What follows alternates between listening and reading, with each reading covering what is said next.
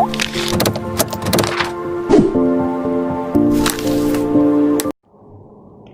Friends, जैसे last video में हमने अपने मैथ्स के 1 to 10 क्वेश्चन डिस्कस किए थे, उसी वीडियो को कंटिन्यू करते हुए आज हम 11 to 20 क्वेश्चन डिस्कस करेंगे। लेकिन कुछ टेक्निकल इशू की वजह से उसमें 8th क्वेश्चन रह गया था। पहले हम इसे देख लेते हैं। Ramesh sold an article at the profit of 30%। Ramesh ने कोई आर्टिकल 30% प्रॉफिट में दिया। मान लेते हैं हम रमेश के लिए 100 इसका सीपी था। इसने 30% प्रॉफिट यानी कि 130 में वो चीज़ बेच दी। If he purchases this article at 10% less price, अगर इसने ये 10% कम में चीज़ खरीदी होती, 100 का 10% लेस हो जाएगा हमारा 90, देन ही विल गेन 40%। तो उसको 40% का क्या होता है? प्रॉफिट। 90 का अगर हम 40% निकालते हैं तो कितना होगा? ये इस तरह से 4 9 36, इसमें ऐड कर देंगे प्रॉफिट, क्योंकि ऐड होता है और लॉस हमेशा माइनस। तो ये हमारे पास आ जाएगा 126। तो कह रहे हैं कि the selling price is reduced by ₹372। जो पहले सेलिंग प्राइस था और जब अब न्यू हमारा सेलिंग प्राइस आया है, ये 372 घट गया, रेड्यूस हो गया है। लेकिन हमारे अकॉर्डिंग ये कितना रेड्यूस हुआ है? 4। जो हमारा 4 है ये क्वेश्चन के 372 के इक्वल है। हमें एक मल्टीपल फैक्टर यहाँ देखना है। तो जब हम इसको पूरा इसे डिवाइड करेंगे तो हमें मिलेगा 93 अपना मल्टीपल फैक्टर। अब इन्होंने पूछा what is initial cost price. Starting में जो उसकी कॉस्ट प्राइस थी वो कितनी थी? तो हम 93 को 100 से इंटू करेंगे तो 9300 हमारा इनिशियल सीपी आ जाएगा। इस तरह आप जो भी आपसे क्वेश्चन सेटअप जो कुछ भी पूछे, लाइक अगर वो आपसे ओरिजिनल एसपी पूछे तो आप 93 को इससे इंटू कर दीजिए। अगर वो सेकंड सीपी पूछता है तो इसको, इस तरह से आप जो पूछा गया उसका आंसर बहुत ईजिली निकाल सकते हो। अब चलते हैं अपने आज के क्वेश्चंस पे। 11th क्वेश्चन हमारा बार ग्राफ का है।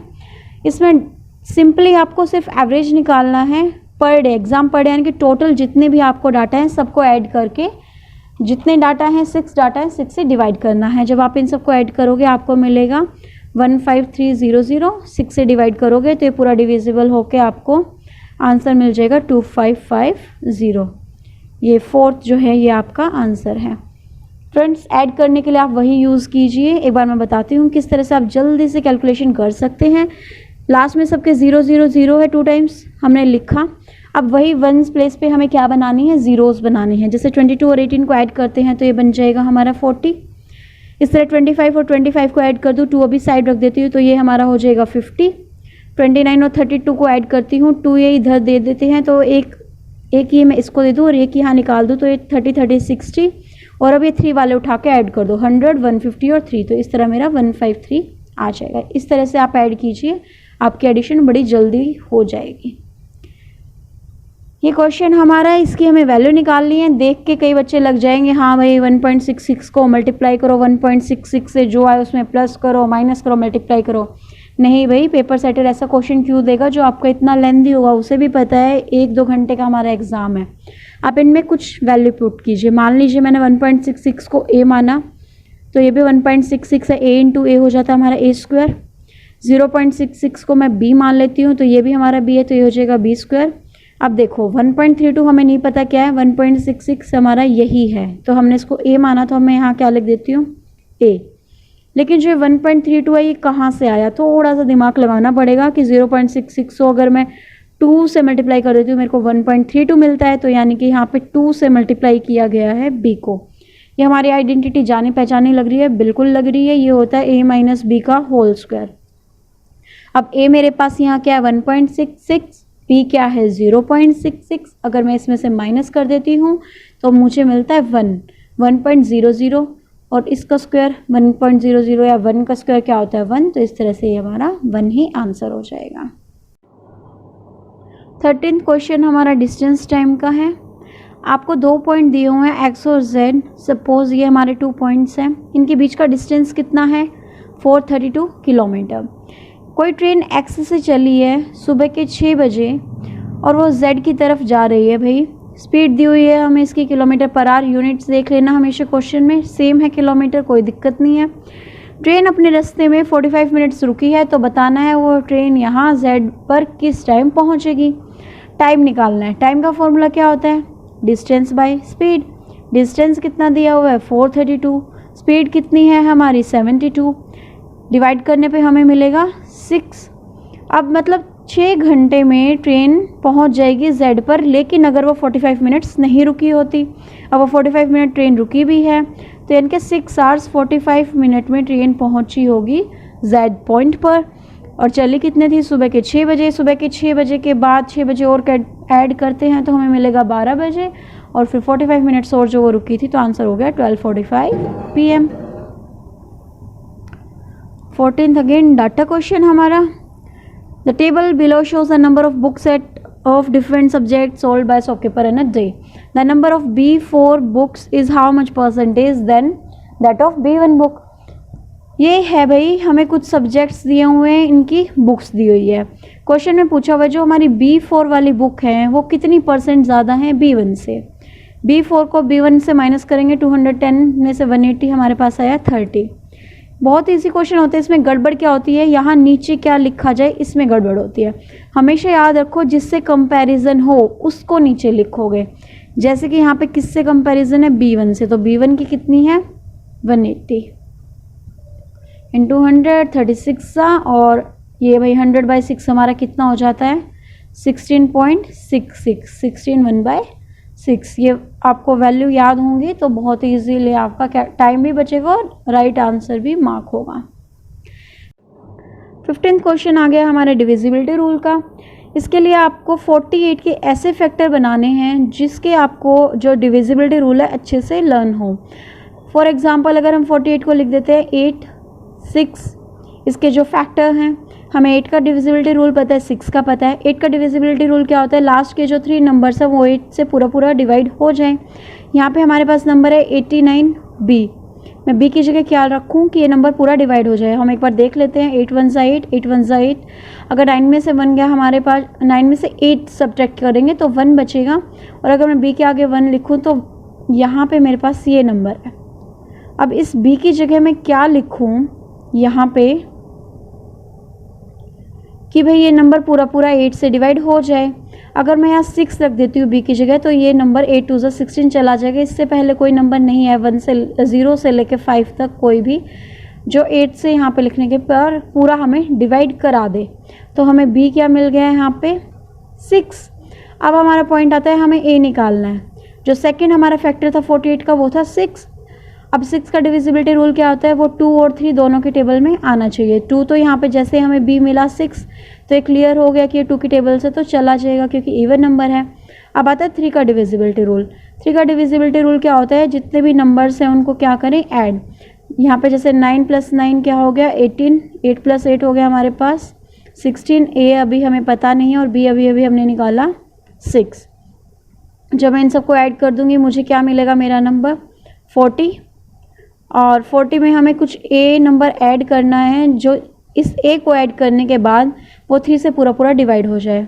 अब आप देखो 40 है हमारे पास, 40 में क्या ऐड करूँ कि 3 की टेबल में आ जाए? 42 आता है 3 की टेबल में, तो A की जगह मुझे क्या मिल गया है यहाँ पे? 2। A आ गया मेरा 2, B आ गया था मेरा 6। अगर मैं इन दोनों को ऐड करूँ तो मेरे पास आ जाएगा 8। यहाँ पे क्वेश्चन में पूछा होता है A + B, तो 8 is our right answer. 16th question है हमारा लाइन ग्राफ का।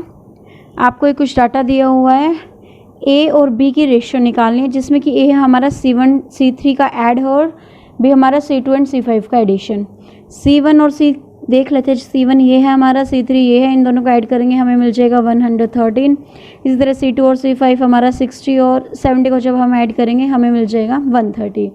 ये किसी भी टेबल में नहीं आते, कोई कॉमन फैक्टर नहीं है, तो यही हमारा आंसर यहाँ पे डायरेक्ट मार्क हो जाएगा। 17th क्वेश्चन थोड़ा सा हमारा डिफिकल्ट पड़ता है, थोड़ा लेंदी भी है। इस तरह के क्वेश्चन को चाहें तो आप एग्जाम में स्किप करें अगर आपका मैथ्स में थोड़ा सा हाथ तंग रहता है। नहीं तो एक बार चलो हम इसका सॉल्यूशन देख लेते हैं। तो यहाँ देखते हैं हम ये क्वेश्चन, वहाँ पे समझाना थोड़ा डिफिकल्ट हो जाता। ये आपको एक सिलेंडर दिया हुआ है जिसका रेडियस गिवन है, हाइट गिवन है। इस सिलेंडर के बेस में से हमने 3 हेमिस्फीयर कट किए हैं जिनकी रेडियस आपको दी हुई है। तो टोटल सरफेस ऑफ सिलेंडर का फॉर्मूला पुट करके हम यहाँ पे इसका टोटल सरफेस एरिया निकाल लेंगे। इसी तरह हम जो हमारे 3 हेमिस्फीयर थे उनका कर्व्ड सरफेस एरिया निकाल लेंगे। अब टोटल एरिया हमें निकालना था तो हम इन दोनों को क्या कर देंगे? ऐड। क्योंकि जब भी कोई 3D फिगर होती है उसमें से हम कोई चीज़ निकालते हैं तो वो शेप ले लेती है और वो हमारे टोटल एरिया में काउंट होगी। इस तरह से सिर्फ कैलकुलेशन है इस क्वेश्चन में। अगर आपको एक बार ये माइंड में सेट हो गया क्वेश्चन की क्या पिक्चर है इसकी, तो फिर आपका सिर्फ ये कैलकुलेशन का खेल रह जाता है।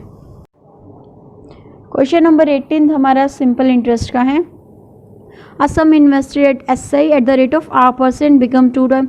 इस तरह के क्वेश्चन में आप कीजिए, जो भी आपको डाटा है वो लिखें सबसे पहले। जैसे कि हमारे यहाँ पे टाइम कितना है 6 ईयर्स, रेट अभी हमें R% ही मान के चलते, नहीं पता कितना हो गया, ट्वाइस हो गया। मतलब जो हमारा SI है अभी नहीं पता, लेकिन अमाउंट पता है, जितना भी था उसका 2 टाइम्स हो गया। हमने P को अगर 1 ले लिया तो हमारा अमाउंट 2 टाइम्स हो गया। मतलब जितना प्रिंसिपल हो गया उसका डबल कर दीजिए अमाउंट को। अगर आप प्रिंसिपल यहाँ 100 ले रहे हैं तो अमाउंट को 200 ले लीजिए। बट मेरा मानना है कि क्यों क्वेश्चन कॉम्प्लिकेटेड करे जब 1 और 2 से भी काम चल सकता है। अब हम यहाँ पे SI निकालेंगे तो SI क्या होता है हमारा अमाउंट माइनस प्रिंसिपल। तो 2 में से 1 गया, हमारे यहाँ SI आ गया 1। तो अब हम पुट करते हैं फॉर्मूले में। सिंपल इंटरेस्ट का फॉर्मूला क्या होता है PRT, जैसे कि पेपर भी हमारा PRT का है तो आप याद रख सकते हैं PRT अपॉन में 100। सिंपल इंटरेस्ट निकालना नहीं निकालना, दिया हुआ था रख लिया हमने 1, प्रिंसिपल भी हमारा 1 था, रेट हमें निकालना है R ले लेते हैं और T हमें दिया हुआ था 6। कुछ नहीं है इसमें कटने का, ये 6/100 है हमारा, इधर जाके ये 100/6 हो जाएगा R। और वही पीछे भी आया था, ये 100/6 की वैल्यू याद कर लीजिए 16.66, या फिर अगर हम इसको फ्रैक्शन में, क्योंकि हमारा आंसर यहाँ फ्रैक्शन में है, तो ये हमारा 50/3 2 की टेबल से कट हो गए, ये सेकेंड आंसर हो जाएगा हमारा राइट। 19th क्वेश्चन हमारा, अगर आपको ट्रिपलेट याद है तो बिल्कुल मिनट्स का क्वेश्चन है ये। A circle of radius 21 centimetre, एक सर्कल था, उसी सर्कल से हमने क्या बनाया है राइट एंगल ट्रायंगल। इसकी रेडियस दी हुई है, इसकी 2 साइड्स दी हुई है ट्रायंगल की, जिस रेशियो दी हुई है 3:4। हमें पता है जो हमारा राइट एंगल ट्रायंगल होता है उसका ट्रिपलेट होता है 3, 4, 5 का। अगर इसकी ये हमें 2 साइड्स बेस और परपेंडिकुलर दिया हुआ है तो हमारा हाइपोटेन्यूज यहाँ पे 5 ही होगा, तो हम इसको 5x ले सकते हैं। ये चला गया है, यहाँ पे हमारा क्या था 5x। इस तरह से जब भी कोई फिगर से हम दूसरी फिगर में कन्वर्ट करते हैं तो जो हमारा पैरीमीटर होता है वो हमेशा सेम रहता है। फॉर एग्जांपल अगर एक वायर है, उसी वायर से मैंने एक सर्कल बनाया, फिर उसी वायर से मैंने एक रेक्टेंगल या ट्रायंगल कुछ भी बनाया, तो हमारा वायर उतना ही रहा है, हमारा एरिया चेंज होगा पर हमारा जो पैरीमीटर है वो हमेशा सेम ही रहेगा। तो इसलिए हम पैरीमीटर को इक्वेट करेंगे। अब इसकी इक्वेशन बनाते हैं। हमारा सर्कल का फॉर्मूला क्या होता है, इसके पैरीमीटर का, सर्कल का वैसे सर्कमफ्रेंस होता है, पैरीमीटर नहीं होता। ये हो गया हमारा 2πr, और ये हमारा किसके इक्वल होगा, जो हमारा राइट एंगल ट्रायंगल था उसके पैरीमीटर के। कोई भी ट्रायंगल हो उसका पैरीमीटर क्या होता है, सम ऑफ ऑल साइड्स। तो अब सम ऑफ ऑल साइड्स 3, 4 और 5 थी, हम तीनों को ऐड करते हैं 5 + 4 9 + 3, यहाँ हम लेके चलते हैं 12x। 2 पाई की वैल्यू रख देते हैं 22/7। r कितना था मेरे पास 21 = 12x। यहाँ से हम जब इसको सोल्व करेंगे इस तरह से तो हमें x की वैल्यू मिल जाएगी 11। x मेरे पास 11 आया है और मुझे निकालनी क्या है हाइपोटेन्यूज। हाइपोटेन्यूज हमारे अकॉर्डिंग क्या था, ये 3, ये 4, ये 5 x में थे ये सब, और x मेरे पास आया 11, तो 5 × 11 55 हो जाएगा हमारा hypotenuse. Last question of our math section. A runner starts running from a point at 6 a.m. with a speed of 7 km/h. Another runner starts from the same point at 8 a.m. in the same direction with the speed of 14. At the what time of day will the second runner will overtake the other runner? एक यहाँ से भागना start हुआ है, एक यहाँ से, मतलब सेम ही पॉइंट से ये भागे हैं। इसकी स्पीड 7 km/h है, इसकी 14 km/h है। ये लेकिन जो हमारा फर्स्ट रनर था इसको हम ए रनर ए को हमने ये ले लिया, इसको हम मान लो एक्स रनर ले लेते हैं, इसको हम वाई रनर ले लेते हैं, जो सेकंड वन है हमारा। अब जो हमारा फर्स्ट रनर था एक्स रनर जो हमने लिया वो 6 बजे भागा है। बस आपको 6 और 8 का ही डिफरेंस समझना है, क्वेश्चन सोल्व। अब 6 बजे भागना स्टार्ट हुआ 7 km/h की स्पीड से, और जो दूसरा रनर है वो स्टार्ट हुआ आपका 8 बजे भागना। अब 6 से 8 आपके हो जाते हैं 2 घंटे। 1 घंटे में वो 7 किलोमीटर भाग रहा है तो 2 घंटे में वो कितना भाग लेगा, 2 × 7 7 × 2 = 14, मतलब 14 किलोमीटर डिस्टेंस ट्रैवल कर लिया किसने, ए ने, जब तक बी भागना भी स्टार्ट नहीं हुआ था। ए अब यहाँ पहुँच चुका है। अब बी को क्या करना है, ये 14 किलोमीटर कवर करके ए को पकड़ना है। तो मतलब 14 किलोमीटर बी का जो टारगेट है वो पूरी बी तक, यहाँ जो पॉइंट था हमारा वहाँ पहुँचना नहीं है, सिर्फ ये यहाँ पहुँचना है जहाँ पे ए पहुँच गया है। लेकिन जब ए चलेगा, बी उसके साथ चलेगा 8 बजे, बी भाग रहा है तो ए ऑलरेडी भाग ही रहा है ना, मतलब सिर्फ ये नहीं है कि बी भागा और ए रुक गया, ए को उसने पकड़ दिया। जब बी भागेगा तो ए ऑलरेडी भाग ही रहा है, वो भी कुछ ना कुछ डिस्टेंस कवर करेगा। यहाँ हमारा लगता है रिलेटिव स्पीड का कॉन्सेप्ट। जब कोई भी दो रनर हैं वो एक ही डायरेक्शन में भाग रहे हैं तो उनकी स्पीड क्या हो जाती है, माइनस। और जब वो अपोजिट डायरेक्शन में एक दूसरे की साइड भागेंगे तो वो हो जाता है हमारा ऐड। तो अभी ये क्योंकि सेम डायरेक्शन में है, इसकी स्पीड थी, जो सेकेंड रनर था उसकी स्पीड 14 थी और जो फर्स्ट रनर था उसकी स्पीड थी 7।